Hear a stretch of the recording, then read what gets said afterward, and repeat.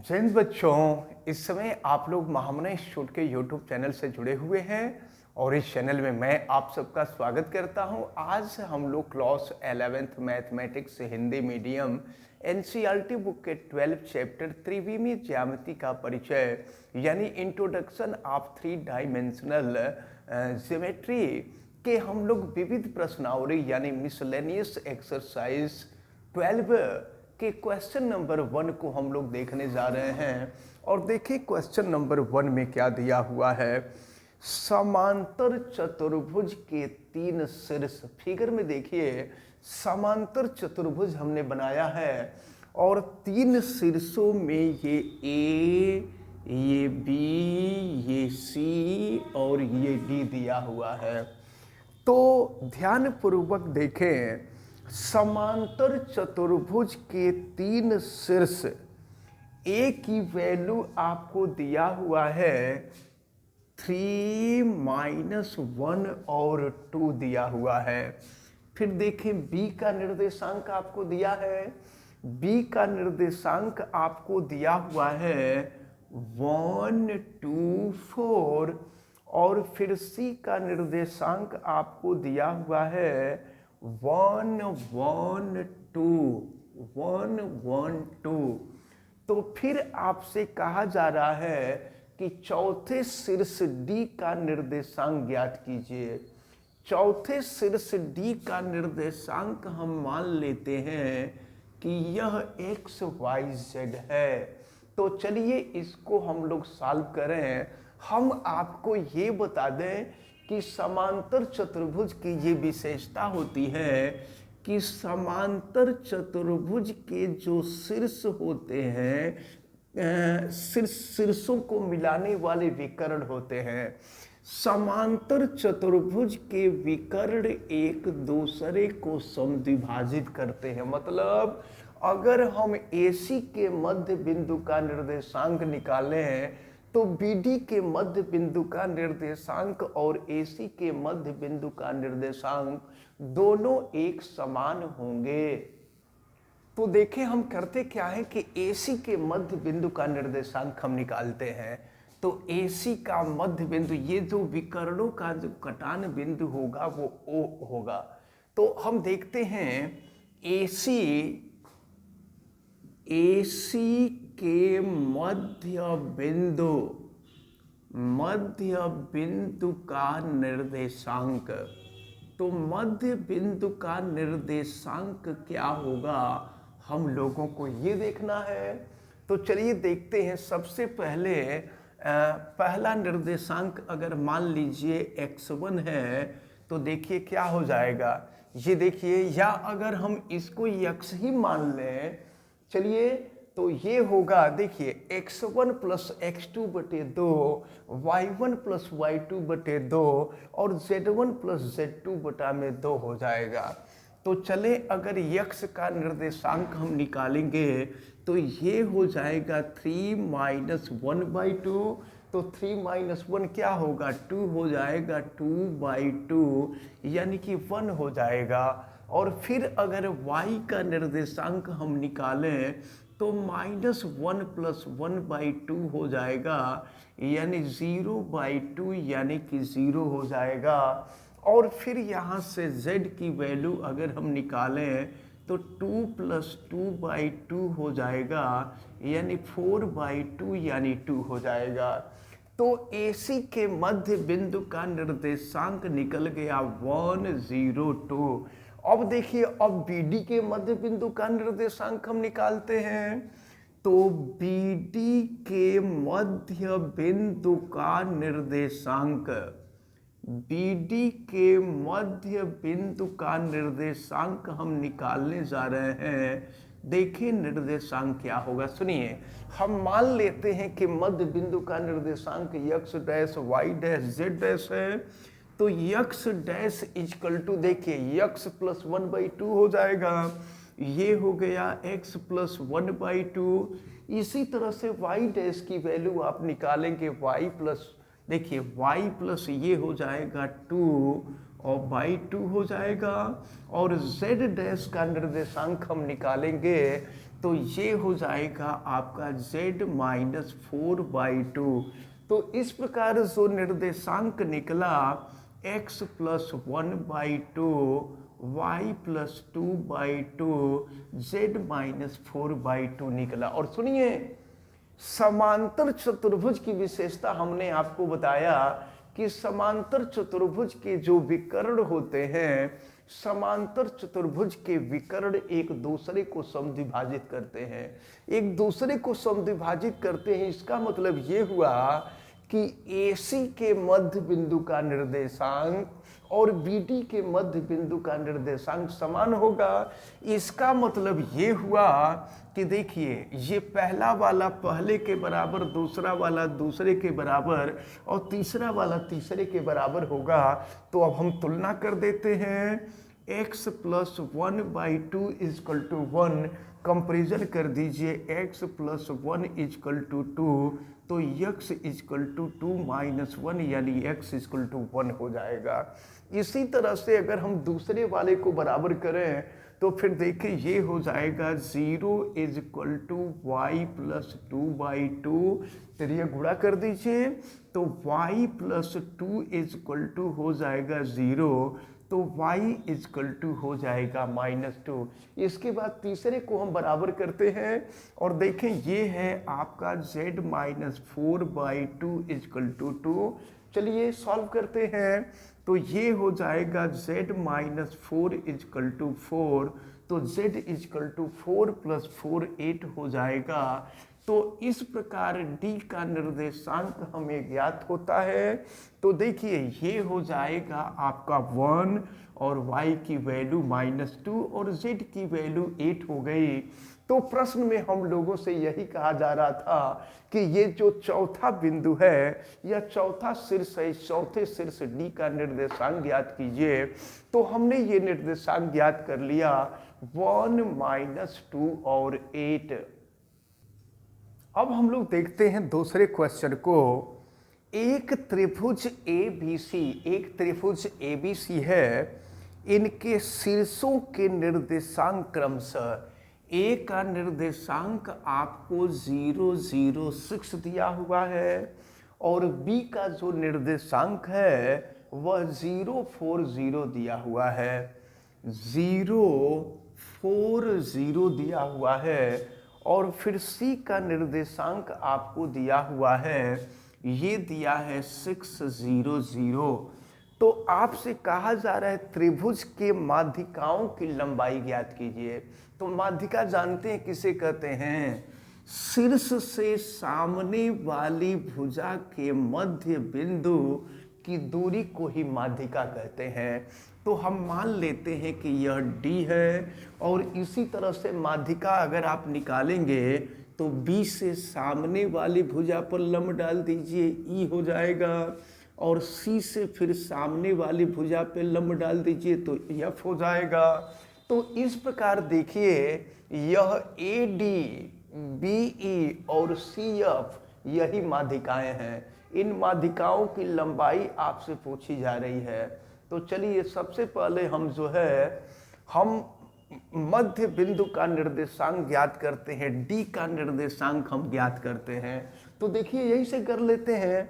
निर्देशांक जो होता है दो बिंदुओं के मध्य बिंदु का निर्देशांक निकालना होता है, तो x1 प्लस x2 बटा 2, y1 प्लस y2 बटे 2, z1 प्लस z2 बटे 2। तो देखो 0 प्लस 6 और 6/2 करेंगे तो 3 हो जाएगा। इसके बाद 4 प्लस 0 4 हो जाएगा और 4/2 कर देंगे तो 2 हो जाएगा और फिर 0 हो जाएगा। इसी तरह से हम E का निर्देशांक ज्ञात करें तो मध्य बिंदु है, देखिए 6 प्लस 0 6/2 यानी ये हो जाएगा आपका 3, फिर 0 प्लस 0/2 0 हो जाएगा और फिर लास्ट में चलेंगे 0 प्लस 6/2 यानी ये हो जाएगा आपका 3। अब इसके बाद F को देखें तो फिर 0 प्लस 0/2 0 हो जाएगा और 4 प्लस 0/2 2 हो जाएगा और फिर 6 प्लस 0 6/2 6/2 करेंगे तो 3 हो जाएगा अब आपसे लंबाई पूछी जा रही, चलिए एडी की लंबाई हम ज्ञात करते हैं। तो एडी की लंबाई ज्ञात करने के लिए दो बिंदुओं के बीच की दूरी का फार्मूला x1 माइनस x2 का होल स्क्वायर 0 माइनस 3 का whole square plus y1 minus y2 का होल स्क्वायर। y1 0 है तो ये हो जाएगा 0 माइनस 2 का होल स्क्वायर और प्लस z1 माइनस z2 का होल स्क्वायर, यानी ये हो जाएगा आपका 6 माइनस 0 का होल स्क्वायर। देखिए 0 माइनस 3 का होल स्क्वायर, 0 माइनस 2 का होल स्क्वायर, 6 माइनस 0 का होल स्क्वायर। तो ये देखो AD इजकल टू क्या हो जाएगा, ये -3 है, -3 का स्क्वायर आप कर देंगे 9 हो जाएगा। फिर ये -2 है, -2 का स्क्वायर करेंगे 4 हो जाएगा। 6 का वर्ग कर देंगे 36 हो जाएगा। तो 36 और 4 40 हो जाएगा और 40 9 49 हो जाएगा और 49 का वर्गमूल जो है 7 हो जाएगा। AD निकल गया हम लोगों का। अब हम BE निकालेंगे। यहाँ भी दो बिंदुओं के बीच की दूरी, माध्यिकाओं की लंबाई आपसे पूछी जा रही है, 3 माध्यिकाएं हैं यहाँ के। तो चलिए BE निकालते हैं। तो 0 माइनस 3 का होल स्क्वायर और फिर ये हो गया आपका 4 माइनस 0 का होल स्क्वायर, 4 माइनस 0 का होल स्क्वायर और प्लस 0 माइनस 3 का होल स्क्वायर। देखिए क्या आता है यहाँ पर, तो ये हो जाएगा आपका -3 का स्क्वायर करेंगे 9 हो जाएगा, 4 का स्क्वायर करेंगे 16 हो जाएगा, -3 का स्क्वायर करेंगे 9 हो जाएगा। तो फिर देखें 9 9 18 और 18 में 16 अगर जोड़ दें तो फिर देखें क्या होगा, 8 6 14 हो जाएगा, 4 हासिल 1 और 1 1 2, ये 34 हो जाएगा। तो ये हो जाएगा √34। BE निकल गया। अब इसी तरह से अगर आप CF निकालना चाहें तो देखिए CF हम निकालते हैं। CF क्या होगा, तो CF इन दो बिंदुओं के बीच की दूरी, तो 6 माइनस 0 का होल स्क्वायर √6 माइनस 0 का होल स्क्वायर, फिर 0 माइनस 2 का होल स्क्वायर और फिर 0 माइनस 3 का होल स्क्वायर कर दीजिए।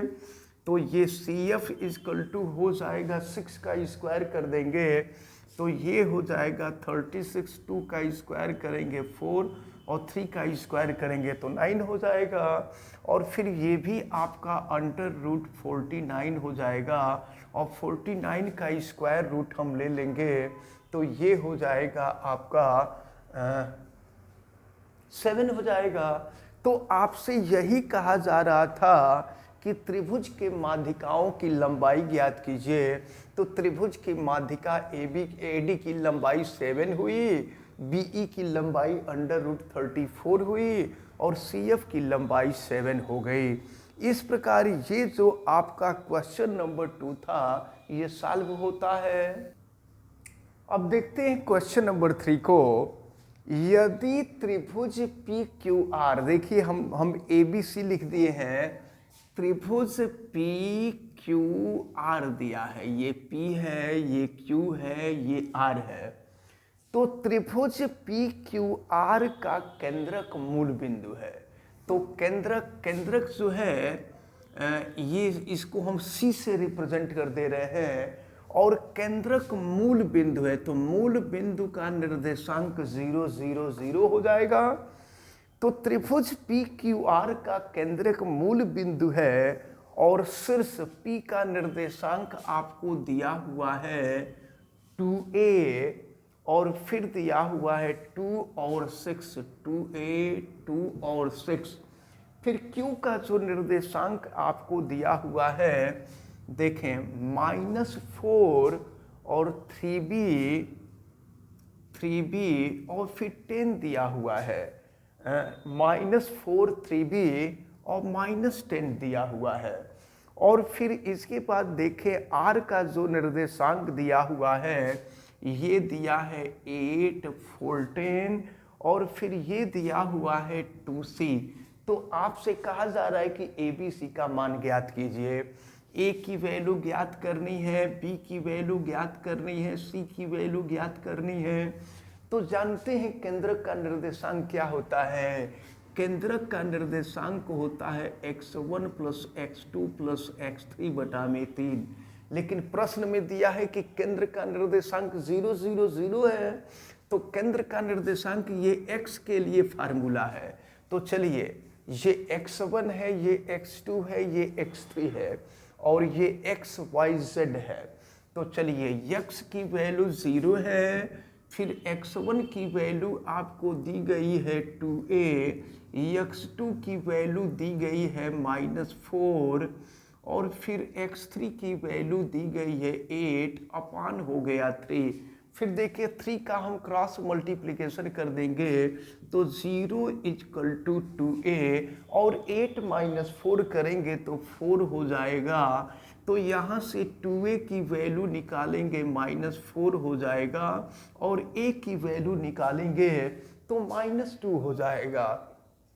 तो a की वैल्यू तो निकल गई। और फिर y के लिए देखें तो y equal to y1 plus y2 plus y3 upon 3 होता है। चलिए हम रखते हैं सबकी वैल्यू। तो y की वैल्यू है 0 और y1 देखिए क्या हो जाएगा 2 प्लस 3b और प्लस हो जाएगा 14/3 हो जाएगा। तो यहाँ भी 3 का क्रॉस मल्टीप्लिकेशन 0 हो जाएगा। तो 0 इक्वल टू 3b और प्लस हो जाएगा 16। तो अब यहाँ से 3b की वैल्यू निकालेंगे तो -16 हो जाएगा और अगर यहाँ से b की वैल्यू निकालते हैं तो -16/3 हो जाएगा। अब z के लिए आते हैं तो z equal to z1 plus z2 plus z3 upon 3 होता है। तो मूल बिंदु है z की वैल्यू 0, तो z1 की वैल्यू है 6, z2 की वैल्यू है -10 और z3 की वैल्यू है 2c और ये बटा में हो जाएगा 3। यहाँ भी क्रॉस मल्टीप्लिकेशन कर दीजिए। 0 इक्वल टू ये हो जाएगा 2c और 6 - 10 करेंगे तो -4 हो जाएगा। 2c equal to 4, c equal to 4/2 2 हो जाएगा। तो आपसे ABC का ही मान पूछा जा रहा था।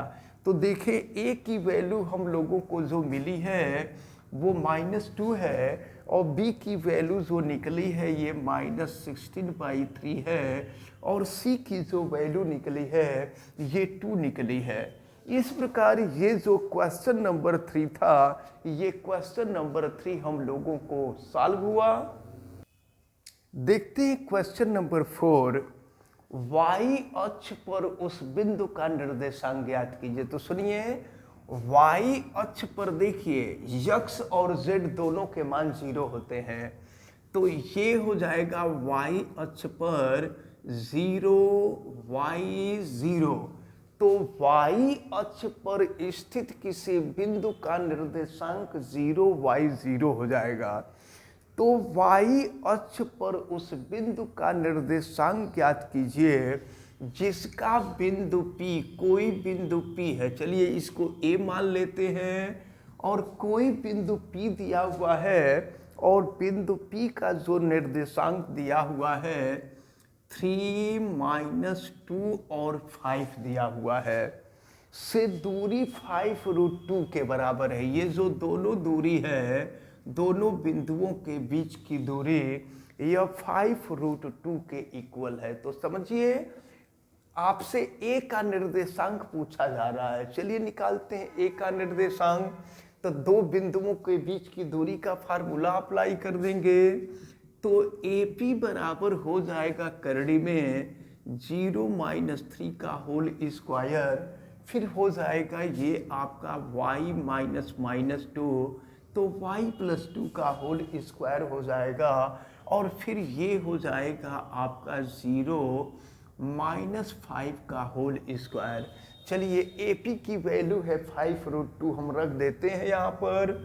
तो AP की वैल्यू 5√2 = रूट के अंदर हम लिखते हैं -3 का स्क्वायर 9 हो जाएगा। फिर y स्क्वायर, फिर 4y और फिर हो जाएगा 4 माइनस 5 का स्क्वायर हो जाएगा 25। चलिए अब हम दोनों पक्षों का स्क्वायर कर देते हैं, या चलिए एक स्टेप और हम चलते हैं। तो ये हो जाएगा 5√2 is equal to under root y square plus 4y, और फिर देखिए ना क्या हो जाएगा, ये हो गया आपका 25 में 9 जोड़ देंगे तो 34 हो जाएगा, और 34 में 4 जोड़ देंगे तो 38 हो जाएगा। चलिए अब हम दोनों पक्षों का वर्ग कर देते हैं। तो दोनों पक्षों का वर्ग करेंगे, देखो इधर का वर्ग करेंगे तो क्या होगा, 5 5 25, और करड़ी में 2 का वर्ग करेंगे तो 2, तो 25 दूना 50 हो जाएगा। ये हो गया 50 is equal to y square plus 4y plus 38, और 50 को इधर ला दीजिए, तो 50 में से आप 38 माइनस कर दीजिए तो 12 हो जाएगा। तो ये हो गया आपका y स्क्वायर प्लस 4y, और ये इधर आएगा तो -12 इजकल टू 0। अब 12 का ऐसा फैक्टर करेंगे जिसका अंतर 4 आ जाए, तो करिए 6 दूना 12, 6 में से 2 घटा देंगे 4 आ जाएगा। तो ये हो गया आपका y square plus 6y minus 2y minus 12 is equal to 0। तो अब अगर यहाँ से y कॉमन ले तो y प्लस 6 हो जाएगा, -2 कॉमन लेंगे तो y प्लस 6 इजकल टू 0 हो जाएगा। अब इसमें से हम दोनों में से कॉमन लेते हैं तो एक ब्रैकेट में y प्लस 2 और दूसरे में हो जाएगा, देखिए y प्लस 2 नहीं y प्लस 6 है, और फिर दूसरे में हो जाएगा आपका ये y minus 2 is equal to 0। अब दोनों को बारी बारी से 0 के इक्वल करेंगे, तो अगर y प्लस 6 को हम 0 के इक्वल करते हैं तो y इजकल टू -6 हो जाएगा, और इसी तरह से y माइनस 2 को 0 के इक्वल करते हैं तो y इजकल टू 2 हो जाएगा। तो आपसे बिंदु ए का ही निर्देशांक पूछा जा रहा था। तो देखिए y के 2 मान मिले हैं, तो एक निर्देशांक हो जाएगा 0 माइनस 6 0, और दूसरा निर्देशांक हो जाएगा 0 2 और 0। तो बिंदु ए के 2 निर्देशांक होंगे, और ये दोनों निर्देशांक हमने ज्ञात कर लिया। यही आपसे ज्ञात करने के लिए कहा जा रहा था। तो इस प्रकार ये जो क्वेश्चन नंबर 4 है आपका सॉल्व होता है। अब हम देखते हैं क्वेश्चन नंबर 5। क्वेश्चन नंबर 5 में क्या दिया हुआ है, P दिया हुआ है जिसके निर्देशांक आपको दिए हुए हैं 2 -3 और 4 दिया हुआ है, 2 -3 और 4 दिया हुआ है, और फिर Q है एक बिंदु, Q का निर्देशांक आपको दिया हुआ है 8 0 10। तो ये हो गया आपका 8 0 10। तो आपसे यही कहा जा रहा है कि P और Q को मिलाने वाले रेखाखंड, देखिए P और Q को मिला दिए, तो P और Q को मिलाने वाली रेखाखंड पर स्थित एक बिंदु R, देखिए कोई बिंदु R है तो यहाँ का निर्देशांक x y z हो जाएगा। तो यक्ष निर्देशांक का मान आपको दिया हुआ है 4, यक्ष निर्देशांक की वैल्यू जो है 4 है। तो आपसे कहा जा रहा है कि तब R के निर्देशांक ज्ञात कीजिए। समझिए आप जरा, P और Q को मिलाने वाली रेखाखंड पर एक बिंदु R है जिसका यक्ष निर्देशांक 4 के बराबर है। तो कहा जा रहा है कि तब R के निर्देशांक ज्ञात कीजिए। तो R का निर्देशांक x y z है, x y z का मान हमको ज्ञात करना है।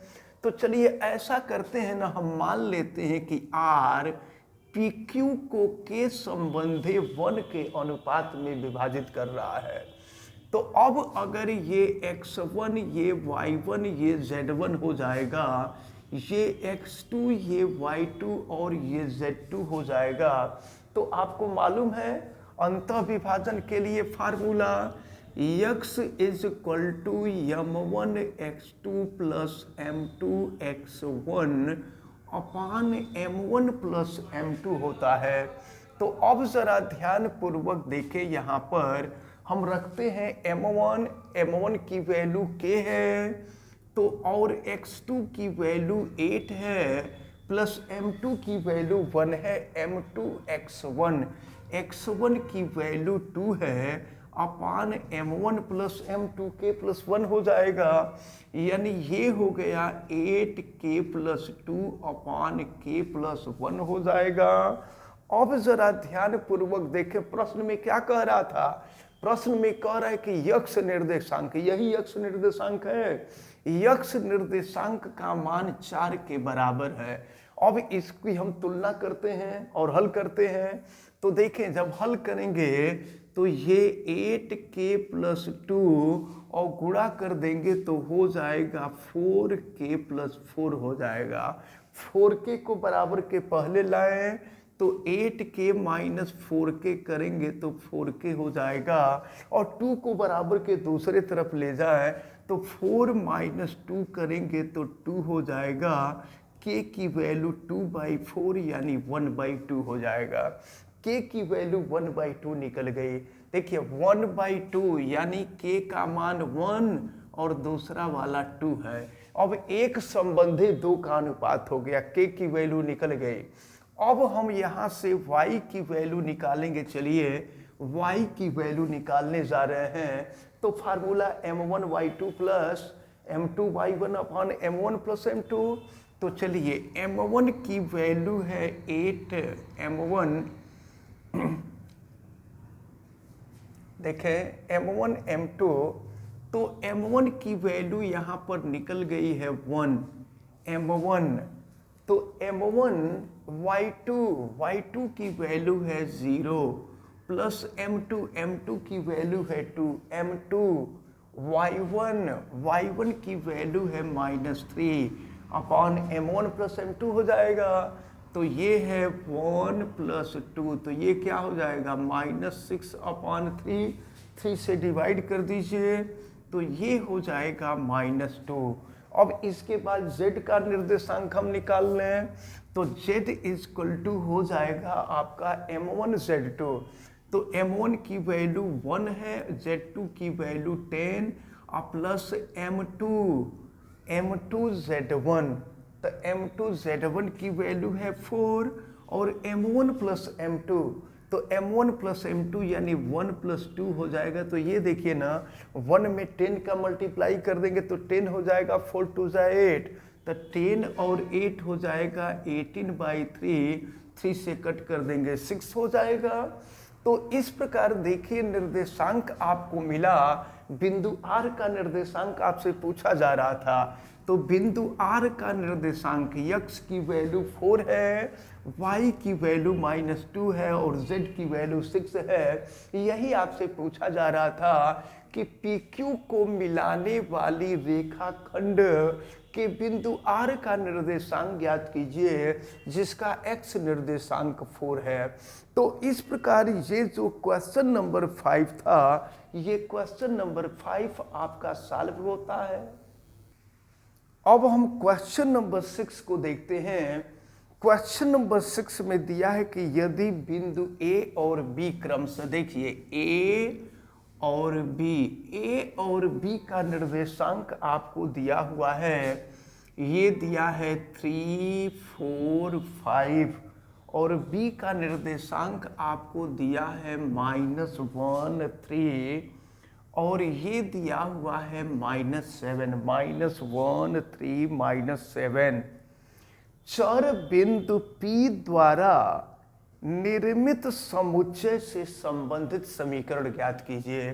कोई बिंदु P है और बिंदु P का निर्देशांक हम मान लेते हैं x y z, तो कहा जा रहा है कि चर बिंदु P द्वारा, ये जो चर बिंदु P है इसके द्वारा निर्मित समुच्चय से संबंधित समीकरण ज्ञात कीजिए।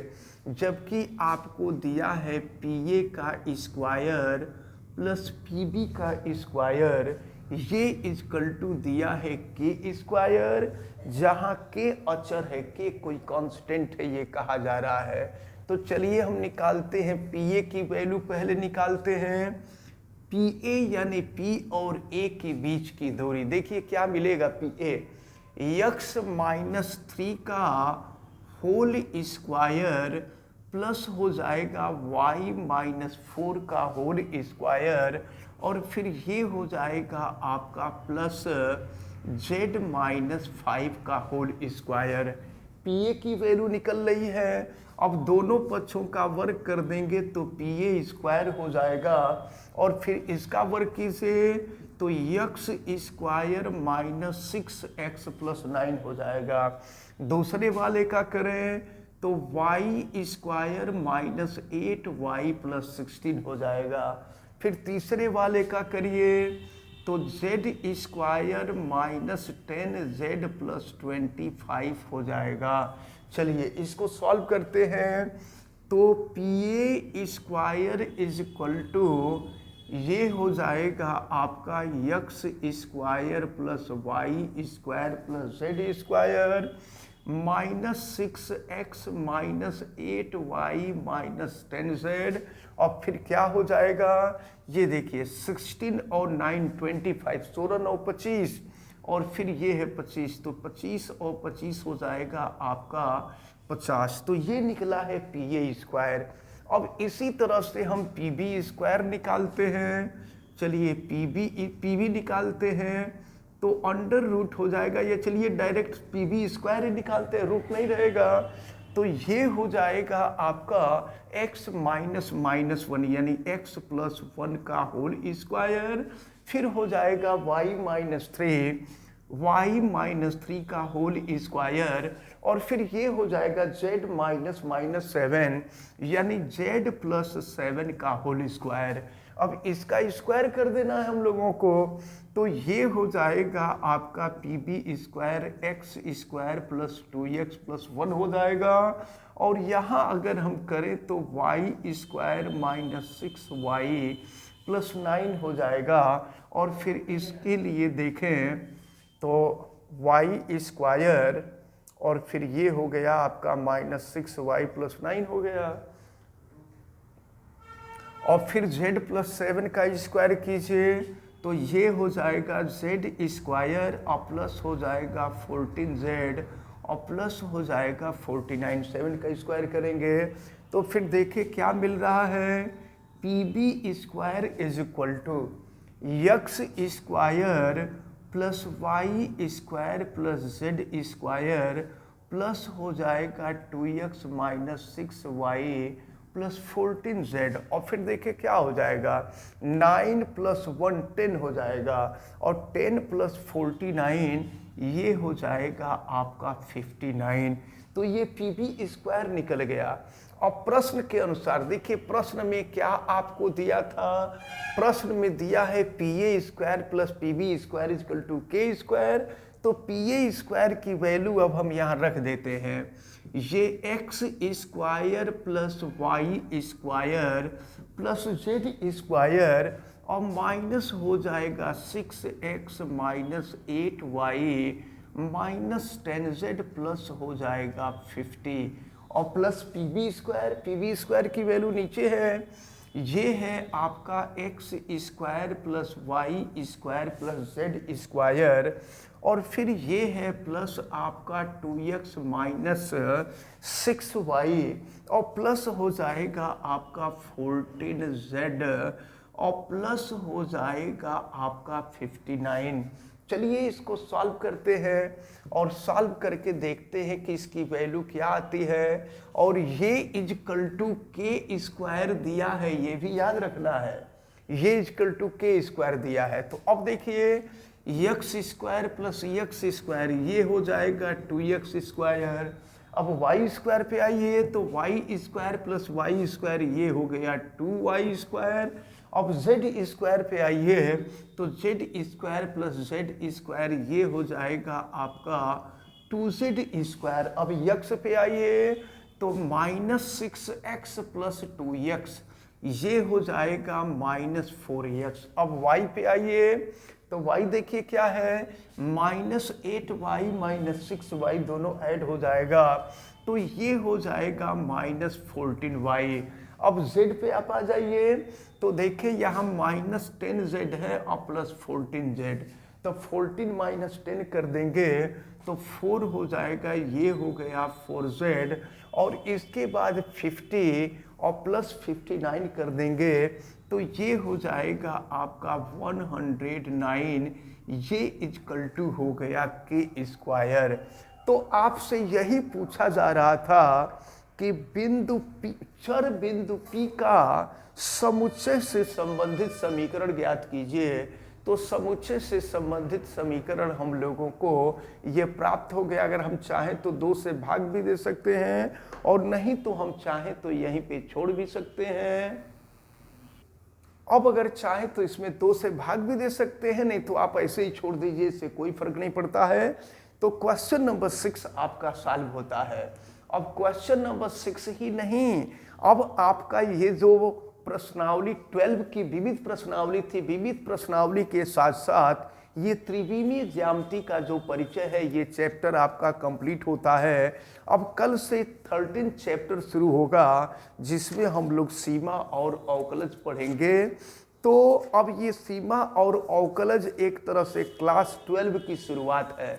जब ये सीमा और अवकलज हम लोग पढ़ लेंगे तो यही चीज़ हम लोगों को पढ़ने को मिलेगी क्लास 12 में।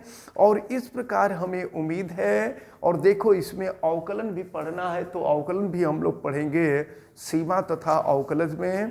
तो इस प्रकार हमें उम्मीद है कि आज जितने भी क्वेश्चन बताए गए हैं, ये सभी क्वेश्चन आपको समझ में आए होंगे। आप वीडियो को लाइक ज़रूर कीजिएगा, और अगर आप चैनल पे नए हैं तो चैनल को सब्सक्राइब भी कर लीजिए, बेल आइकन को भी प्रेस करें। और अगर किसी प्रकार की कोई दिक्कत समझ में आती है तो आप हमें कमेंट करके ज़रूर बतावें। आप सभी लोगों का बहुत बहुत धन्यवाद।